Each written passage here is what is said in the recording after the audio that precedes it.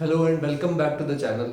तो आज हम मल्टीनोमियल थ्योरम देखने वाले हैं कि उसका कैसे हम परम्यूटेशन कॉम्बिनेशन में काउंटिंग के लिए यूज कर सकते हैं। टू बी स्पेसिफिक, हम ये देखेंगे कि कैसे हम आइडेंटिकल चीजों को डिफरेंट लोगों में डिस्ट्रीब्यूट कर सकते हैं। ये कंसेप्ट बेगर्स मेथड या मेथड ऑफ फिक्टिशियस पार्टीशन के नाम से बहुत ज्यादा फेमस है और हम इसके हर एक छोटे छोटे स्पेशल केस को देखेंगे जो बेसिक जेई मेन से लेकर एडवांस तक सारे क्वेश्चंस को यहाँ पर कवर कर लेगा।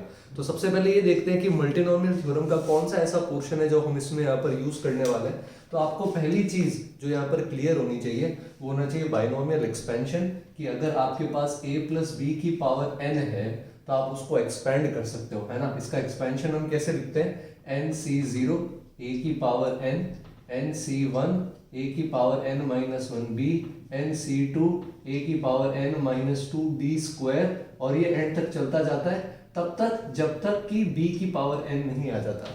तो पहली चीज इससे आपको फेमिलियर होना है, ओके। सेकेंड चीज जो यहाँ पर अपन देख सकते हैं वो है जीपी का फॉर्मूला। तो हम इसमें कहीं पे रास्ते में जीपी आएगी तो मैं एक बार जीपी का फॉर्मूला भी यहाँ लिख देता हूँ। तो जैसे मान लो आप ए आर स्क्वायर ऐसी चीजों को ऐड कर रहे हो, है ना, और आपके पास n टर्म्स है। तो n टर्म्स में अगर जीपी का आपके पास फॉर्मूला है तो आप उसको लिख सकते हो a 1 माइनस आर की power n upon 1 minus R. A first term है और r आपका मल्टीप्लीकेशन जिससे हो रहा है ना, आपका कॉमन रेशियो है। अगर आपके पास इनफाइनाइट टर्म्स हो जाते हैं तो हम इसको लिख सकते हैं a upon 1 minus R. Third और लास्ट चीज जिसका अपन यहाँ पर यूज करने वाले हैं वो है नेगेटिव बाइनोमियल कोफिशिएंट, है ना। तो अब इसके अंदर क्या होगा, नेगेटिव बाइनोमियल कोफिशिएंट के अंदर क्या होगा, तो जैसे मान लो आपको x की पावर यहाँ पर फाइंड आउट करनी है, लेट से x की पावर n, और किस में फाइंड करनी है, x की power n in 1 minus X raise to the power minus R, ये नेगेटिव है, ठीक है। तो अगर ऐसा है 1 माइनस एक्स की पावर माइनस 2 माइनस 3 इस टाइप से, तो इसका डायरेक्ट फॉर्मूला हमें याद रखना है जो बाइनोमियल और मल्टीनोमियल में पढ़ते हैं, n प्लस आर माइनस 1। ये बिल्कुल ऐसा है जिसमें आपको n आइडेंटिकल चीजें r लोगों में डिस्ट्रीब्यूट करनी, तो याद आता है n plus R minus 1c r minus 1। इसमें कितनी भी चीजें किसी को भी मिल सकती है। इनको यूज कैसे करेंगे हम उस पर हम अभी आएंगे। तो ये तीन चीजें, बाइनोमियल एक्सपेंशन, जीपी का सम, ओके, और ये x की पावर n का कोफिशिएंट जो हमने निकाला, ये हमको अच्छे से पता होना चाहिए, ओके। तो अभी हम सबसे पहले एक इक्वेशन से स्टार्ट करेंगे, है ना। उस इक्वेशन में इन सब चीजों का यूज करेंगे और फिर हम देखेंगे कि किस तरह से हम अगर कंडीशन स्विच कर दें या इक्वेशन की जगह वर्ड प्रॉब्लम आए, जैसा जेई में आता है और बाकी एग्जाम्स में भी आता है, तो हम इसको कैसे अप्लाई कर सकते हैं। तो बने रहिए वीडियो तक। और सबसे पहली चीज हम यहाँ पर जो देखेंगे ये कुछ ऐसा है, let say x plus Y plus Z equal to 6। अब यहाँ पर कोई रेस्ट्रिक्शन नहीं है, तो यहाँ पर आपको स्पेशली बोला जाएगा कि एक्स वाई जेड जो है ये कोई भी नॉन नेगेटिव इंटीजर हो सकते हैं। नॉन नेगेटिव इंटीजर का मतलब होता है 0 या 0 से बड़ा।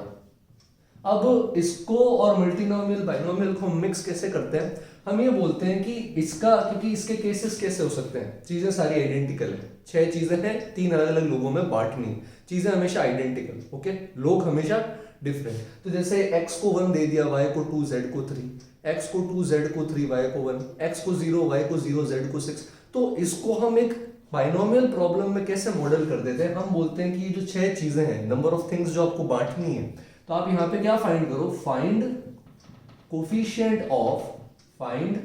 Coefficient of x raise to the power 6 in, x की पावर 6 का कोफिशिएंट निकालो, किसमें, इन तीनों वेरिएबल्स की जो जो पॉसिबल वैल्यूज है। जैसे x क्या क्या ले सकता है, 0, उससे आगे भी 0 1 2 3 4, y भी 0 1 2 3 4, z भी सेम। तो हम इनसे क्या करते हैं, एक्सपेंशन बना देते हैं, है ना, वही मल्टीनोमियल जैसा जो दिखता है, इसीलिए मल्टीनोमियल थ्योरम इन पीएनसी। तो एक्सपेंशन कैसे बनाएंगे कि x की पावर 6 निकालना है, x की यहाँ पर वैल्यूज है 0 1 2 3 4, तो हम इसका एक एक्सपेंशन बना देते हैं कि अच्छा 0 से शुरू हो रहा है तो x की पावर 0, आगे कोई रेस्ट्रिक्शन नहीं है तो x की पावर 1 2 3 इंफिनिटी तक, जहां तक आपको लेना है आप लेते रहो। इधर भी ऐसा ही है, y में भी सेम चीज है, ये भी कहां से शुरू हो सकता है, वेरिएबल x ही रखते हैं हम दोनों तीनों जगह, और पावर वो रखते हैं जो जो वैल्यूज ये ले सकते हैं। ये भी क्या क्या ले सकता है, 0 1 2 3 इनफाइनाइट तक कोई रेस्ट्रिक्शन नहीं है, आराम से जाएगा। z के लिए भी क्या आएगा 0 1 है ना, 2 3 ये भी क्या करेगा इसी तरह इनफाइनाइट तक चलता जाएगा। बात समझ में आ रही? अब यहाँ पर हमारी जीपी काम में आती है। इतना तो हमें पता है कि ये इसमें फाइंड करना है। क्यों फाइंड आउट करना है? जैसे मान लो अपन ने केस लिया 2 1 3, तो वो एक वे काउंट होना चाहिए, नंबर ऑफ वेज निकालना है। तो कैसे बनेगा वो? जब इसकी x की पावर 2, ये x की पावर, और यहाँ पर x की पावर 1 जो y के लिए अपन ने लिया, और यहाँ x की पावर 3 जो z के लिए हमने लिया, तो 2 + 1 + 3 मिलाकर क्या होगा 6। तो ये एक वे आ जाएगा। इसीलिए हम इसको एडिशन की जगह इस तरह मल्टीप्लीकेशन में तोड़ रहे हैं। जैसे यहां से 0 लो, यहां से 3 लो, यहां से 3 लो, 6 बन गया। तो मतलब x बराबर 0, y बराबर 3, z बराबर 3, ये एक केस हो गया। आ रही है बात समझ में कैसे रिलेट कर रहे हैं अपन? अब इसका सम निकाल लो। जीपी है ना, x की पावर 0 1 होता है, फर्स्ट टर्म 1 है और x मल्टीप्लाई होगा, तो ये क्या आ जाएगा a/1 - r, x से मल्टीप्लाई हो रहा है। ये भी सेम 1/1 - x, ये भी 1/1 - x, तीन चीजें मल्टीप्लाई हो रही, तो होल पावर इसकी क्या आ जाएगी 3। अब कोई चीज डिनोमिनेटर में पावर है तो ऊपर जाके क्या हो जाती है नेगेटिव। इसका मतलब आपको x की पावर 6 किसमें कैलकुलेट करना है? 1 - x की पावर -3 के अंदर कैलकुलेट करना है। और इसका अपन ने जस्ट अभी फॉर्मूला देखा बेटा कि अगर आपको 6 आइडेंटिकल चीजें है ना n लोगों में बांटनी हो ना, 6 थिंग्स, n था ये हमारा, और ये 3 लोग हैं x y z जिनमें बांटनी, तो क्या फॉर्मूला लिखा था अपन ने? n यानी थिंग्स प्लस r यानी लोग, बेगर्स मेथड में इनको बेगर्स बोलते हैं, प्लस 3 - 1c, और यहाँ पे वापस क्या आ जाएगा 3 - 1, तो ये आ गया 8c2। तो ऐसे मैन्युअली काउंट करना तो बहुत डिफिकल्ट है, पर इस तरीके से हम बहुत जल्दी आंसर तक पहुंच सकते हैं। और ये फॉर्मूला याद रखना है, मोस्ट ऑफ द 90% प्रॉब्लम में इस फॉर्मूला से आंसर आ जाएगा। थोड़ी सी चीजें अगर हम चेंज करेंगे तो इसको एक बार अच्छे से लिख के समझ लें। और अभी हम आगे बढ़ते हैं और देखते हैं कि अगर इसमें हम कंडीशंस चेंज करते हैं तो कैसे हमारा आंसर चेंज हो सकता है। ठीक है, तो ये इसका प्रूफ है फॉर्मल जो मैंने आपको भी यहाँ बताया इस एग्जाम्पल में सॉल्व करके। अगर हम इस इक्वेशन को मॉडिफाई करें तो किस किस तरह के क्वेश्चंस बन सकते हैं। पहले हम इक्वेशन पे जा रहे हैं, वर्ड प्रॉब्लम पे नहीं। तो जैसे मान लो इसकी जगह अपन ये लिख लें x + y + z + a = 10। अभी a की भी यही कंडीशन है, a > 0। तो अब आप इसको पॉज करके फॉर्मूला लगा के आंसर बताएंगे मेरे को, है ना, कमेंट्स में ही बताएंगे। तो जैसे इसको सॉल्व करेंगे तो क्या आएगा, 10 चीजें, 4 लोग, कोई रेस्ट्रिक्शन नहीं है, 0 या 0 से ज्यादा मिल सकता है। इसको ऐसा भी बोलते हैं प्रॉब्लम्स में, नन, 1 और मोर, 0 1 या 1 से ज्यादा। तो ये क्या आ जाएगा 10 + 4 - 1 c4 - 1। 10 चीजें, 4 जने, n + r - 1 cr - 1, 1 सेकेंड में आंसर आ गया 13c3। आया मजा? ठीक है। अच्छा, अगर हम ऐसा नहीं रखें और अगर हम इसके अंदर रेस्ट्रिक्शन लगा दें, जैसे मान लो x + y + z + a = 10 है, प्रॉब्लम के अंदर बोल दिया कि 10 आइडेंटिकल एप्पल्स को 4 बेगर्स में डिस्ट्रीब्यूट करना है, जहां हर बेगर को कम से कम एक एप्पल तो मिलनी ही चाहिए। कोई भी ऐसा नहीं होना चाहिए कि यार इसको दिया ही नहीं हमने कुछ, सबको कुछ ना कुछ देना है। तो अब आप यहाँ क्या कर सकते हो, यहाँ पर आप बोलोगे कि यार x भी क्या होना चाहिए, > 1, y भी > 1, z भी > 1 और a भी > 1, सबको कम से कम एक तो मिलना ही चाहिए। तो हम इसको करने के लिए क्या कर सकते हैं कि देखो सबको एक एक ऑलरेडी चाहिए, यहाँ पर बात समझ में आ रही, सबको एक एक ऑलरेडी चाहिए, तो सबको पहले ही दे दो ना, चीजें तो आइडेंटिकल है, किसको कौन सी मिलती है क्या फर्क पड़ेगा। तो टोटल आपके पास 10 चीजें, सबको एक एक दे दो पहले से, तो अब आपके पास कितनी बचेगी 6। तो आपने अगर सबको पहले एक एक दे दी तो अब आपके पास जैसे यहाँ पर ऐसा बन गया कि x को अपनी एक मिल गई, y को भी अपनी एक मिल जाएगी, z को भी एक मिल गई, एप्पल a को भी मिल गई, और आपकी 4 एप्पल कम हो गई। तो अब आपको क्या करना है, ये सॉल्व करना पड़ेगा। और अब वापस इन पर कोई रेस्ट्रिक्शन नहीं है क्योंकि आप सबको एक एक एप्पल क्या कर चुके हो, बांट चुके हो। तो अब वापस एक एक एप्पल देने के बाद अब वापस सेम फॉर्मूला लगा लो, 6 + 4 - 1c 4 - 1 क्या आ जाएगा 9c3। तो अगर आपके पास लोअर लिमिट पे कोई रिस्ट्रिक्शन है तो आप वो चीजें उनको दे सकते हो। ठीक है, तो एक इक्वेशन ऐसी देखते हैं जिसके अंदर सारी रेस्ट्रिक्शंस लगाते हैं अपन, ऐसी सिंपल नहीं, अच्छी खासी, ताकि फिर आपका एटलीस्ट इक्वेशन वाला पार्ट अच्छे से हो जाए। तो लेट्स से मान लो आपके पास कुछ इस तरह से दे रखा है कि a + b + c + d = 9। अब इन्होंने क्या बोला है, इन्होंने आपको ऐसा बोल दिया a is greater than 1, b is greater than equal to 1, c is greater than equal to -1 और d यहाँ पे ले लिया greater than -2। तो सबसे पहला काम आपको यहाँ पे क्या करना पड़ेगा, सबको ग्रेटर देन इक्वल टू 0 बनाना पड़ेगा। तो a ग्रेटर देन का 1 का मतलब ये नहीं है कि उसको 1 अलाउड है, 1 से बड़ा है, तो पहले इसको रीराइट करोगे, a greater than equal to 2, b greater than equal to 1 को फिलहाल ऐसे ही छोड़ दिया जाएगा, c greater than equal to -1 को भी अभी ऐसे ही छोड़ दिया जाएगा। c greater than equal to -1 का मतलब आप उसको एक एप्पल दे नहीं रहे, उस बेचारे की एक एप्पल आप ही ने ले ली, बताओ क्या देना है। d ग्रेटर देन -2 का मतलब -2 से बड़ा, -2 नहीं हो सकता, तो इसका मतलब हो जाएगा d greater than equal to -1। तो पहले यह ग्रेटर देन इक्वल टू बना लो, अगर कोई ग्रेटर देन है तो उसमें एक ऐड करके ग्रेटर देन इक्वल टू तक पहुंच जाएंगे। अब ग्रेटर देन इक्वल टू 0 बना देंगे। कैसे बना देंगे, a greater than equal to 0 कब बनेगा, जब आप a को अपनी 2 एप्पल दे दोगे, तो आपके पास कितनी बचेगी, a को 2 एप्पल देने के बाद 7 apple. b greater than equal to 0 कब बनेगा, जब आप b को एक एप्पल दे दोगे, b को एप्पल एक दे दोगे बची हुई 7 में से, तो आपके पास कितनी बच जाएगी, यहाँ पे आपके पास टोटल एक एप्पल देने के बाद 6 एप्पल्स बच जाएगी। c greater than equal to 0 कब बनेगा, जब आप उसकी एक एप्पल ले लोगे, ग्रेटर देन इक्वल टू -1, वो बोल रहा है मेरी एक एप्पल ले लो, और हमने बेशर्मों की तरह ले भी ली। तो अगर हम c की एक एप्पल लेना चाहते हैं तो हम क्या करेंगे, यहां से अपने वाले में इस बार -1 नहीं, इस बार अपन उससे एप्पल ले लेंगे, तो हमारे पास जो 6 हुई थी वो वापस 1 ऐड होकर क्या हो गई 7। इसी तरह d भी एक एप्पल देने को तैयार है, तो d greater than equal to 0 करने के लिए इससे भी हम एक एप्पल ले लेंगे, तो 8 हो गई। तो a को 2 एप्पल दी, 9 - 2 7, b को भी एक एप्पल दी, 7 - 1 6, c से एक एप्पल ले ली, है ना, 6 + 1 7, और d से भी एक एप्पल ले ली, 7 + 1 8। अब ये 8 है और अब ये सब 0 या 0 से बड़ा है, फॉर्मूला लगाने के लिए आप तैयार हो। तो 8 चीजें 4 जनों में, 8 + 4 - 1c, 4 - 1 क्या आ जाएगा 11c3। तो जहां तक भी अगर आपको लोअर कंडीशन दे रखी कि इसके बराबर या इससे बड़ा होना चाहिए, वहां सब जगह डायरेक्ट फॉर्मूला, बस आप ग्रेटर देन इक्वल टू बना दो, जो चीजें देनी है दे दो, जो उनसे लेनी है ले लो, और फिर बेगर मेथड लगा देंगे, या फिक्टिशियस पार्टीशन भी बोलते हैं।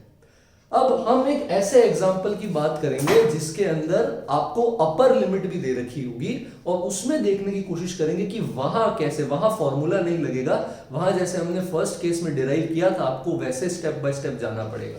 तो वैसा एक क्वेश्चन देखने की कोशिश करते हैं, है ना। तो इस बार मैं आपको वो क्वेश्चन वर्ड प्रॉब्लम से ही बता रहा हूं, ठीक है। तो उस पे जाने से पहले एक क्वेश्चन ऐसा देख लेते हैं अपन, आइडेंटिकल का एक और, है ना। तो जैसे ये है, find number of veg, find number of ways to distribute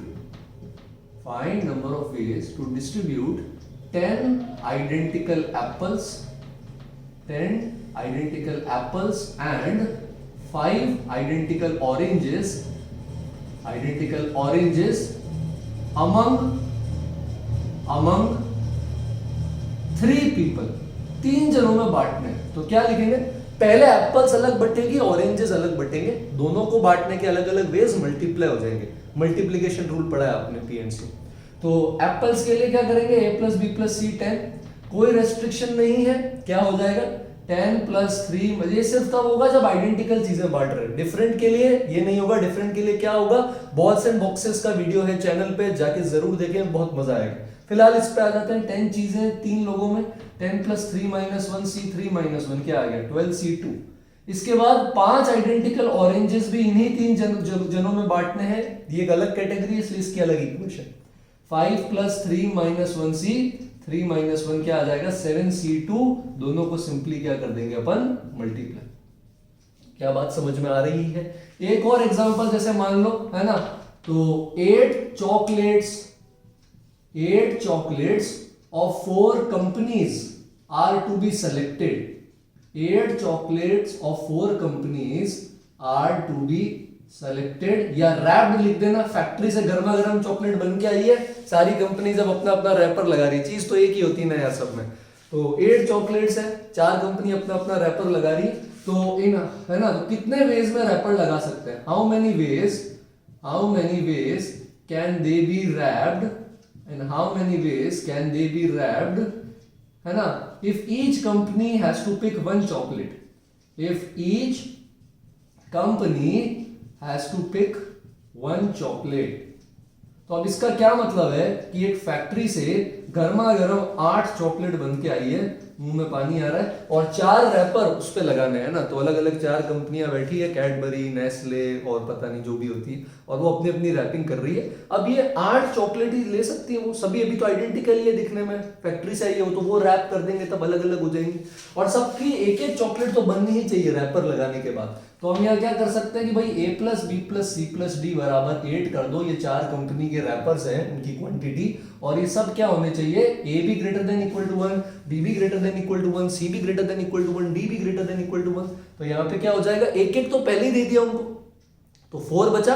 अब इन 4 को इन 4 में बांटने के लिए क्या लगा लेंगे, वही बेगर्स मेथड, तो ये हो जाएगा 4 plus 4 minus 1 c4 minus 1 7c3, तो ये 7c3 हमारा आंसर आ जाएगा। ठीक है, तो ये बेसिक क्वेश्चन है, इस तरह के मेंस में आ सकते हैं बिल्कुल आपके पास। और अब हम एक अपर लिमिट पर आ जाते हैं, जिसमें ना सिर्फ आपके पास नीचे रेस्ट्रिक्शन होगा बट ऊपर भी रेस्ट्रिक्शन होगा, और वैसे मतलब बहुत प्यारे क्वेश्चन है, देखेंगे तो मजा आ जाएगा, और एप्लीकेशंस भी बहुत शानदार है। तो जैसे एक क्वेश्चन से शुरुआत करते हैं ना, तो मान लो आपको 3 डाइस रोल करने, 3 डाइस रोल कर दिए और सम 10 आना चाहिए, इसके कितने वेज हो सकते हैं। तो ये कितना प्यारा क्वेश्चन है, पी एंड सी प्रोबेबिलिटी कहीं भी डाल सकते हैं। तो पूछ लेंगे number of ways in which 3 dice can be rolled such that sum, जो भी उन पर आ रहा है वो सम क्या आना चाहिए, 10 के बराबर आना चाहिए। तो मान लो 3 डाइस है ए बी सी, तो आप क्या करोगे यहाँ पे a प्लस बी प्लस सी बराबर 10।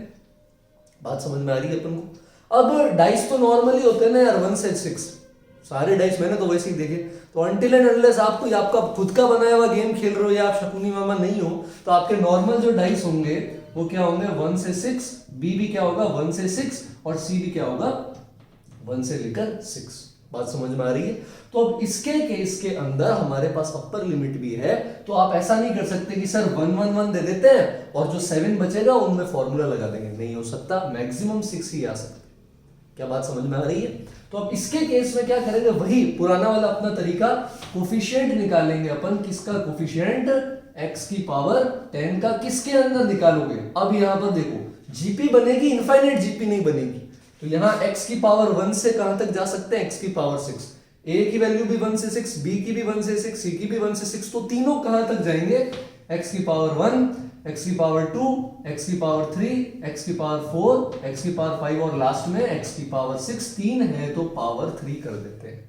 अब इसका सम निकालने के लिए जीपी लगाओ, क्या लिखते हैं, a first term 1 minus r की पावर 6 टर्म है तो n अपॉन 1 माइनस r और बाहर होल क्यूब।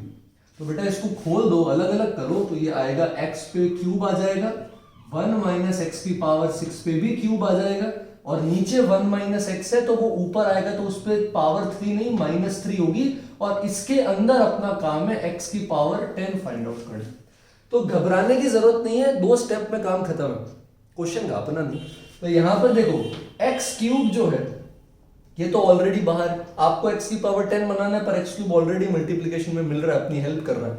तो जो रिमेनिंग पार्ट बचा, इस रिमेनिंग पार्ट में आप क्या निकाल लोगे, x की पावर 7। क्या बात समझ में आ रही है। तो इस रिमेनिंग वाले हिस्से में क्या आ जाएगा आपके पास, x की पावर 7 आ जाएगा। क्लियर है ये बात। अब इसके अंदर तो डायरेक्ट फॉर्मूला पता है n प्लस r माइनस 1 वाला, पर साथ में ये भी है, तो इससे थोड़ा एडजस्टमेंट करना पड़ेगा। इसके लिए बाइनोमियल एक्सपेंशन लगाओ, जो nc0 वाला पढ़ा था ना, तो ये कैसे खोलोगे आप, सबसे पहले 3c0 1 की पावर 6, फिर 3c1 1 की पावर 5, और साथ में ये मल्टीप्लाई हो जाएगा, ये a है माइनस x की पावर 6, साइन के साथ लेंगे तो ये आ जाएगा -3c1 x की पावर 6। फिर अगले में आएगा 3c2 और माइनस x की पावर 6 का स्क्वायर, यानी x की पावर में आ जाएगा 12, ऐसा, और ये चलता जाएगा। पर अब मेरी बात ध्यान से सुनो आपको x की पावर 7 चाहिए, तो आगे जितने भी टर्म्स आएंगे जो x की पावर 7 से बड़े हैं, अपन को वो लेने की जरूरत नहीं है। ये x की पावर 12, 18 जो भी आगे आता है हमें नहीं लेना, हम सिर्फ x की पावर 7 तक ही जाएंगे, तो उससे छोटी पावर्स के ही टर्म्स लेंगे, वो लिमिटेड होंगे, जो भी क्वेश्चन आपको एग्जाम में मिलेगा उसमें। तो ये 3c0 क्या होता है 1, तो 1 को इससे मल्टीप्लाई करो, क्या बन जाएगा 1 माइनस एक्स की पावर -3। फिर 3c1 होता है 3, तो इस 3x की पावर 6 को भी इससे मल्टीप्लाई कर देंगे, क्या बन जाएगा 1 माइनस एक्स की पावर -3। अब हमारा काम हो गया, अब हम आराम से इसमें एक्स की पावर 7 निकाल सकते हैं। अब फॉर्मूला लगाओ, ये वैसा ही फॉर्म है, 7 चीजें 3 जनों में, कैसे बांटोगे आप, 7 + 3 - 1c 3 - 1, ये तो यहां से आ गया। अच्छा, -3 मल्टीप्लीकेशन में बाहर है तो आपको भी -3 मल्टीप्लीकेशन में बाहर रखना पड़ेगा।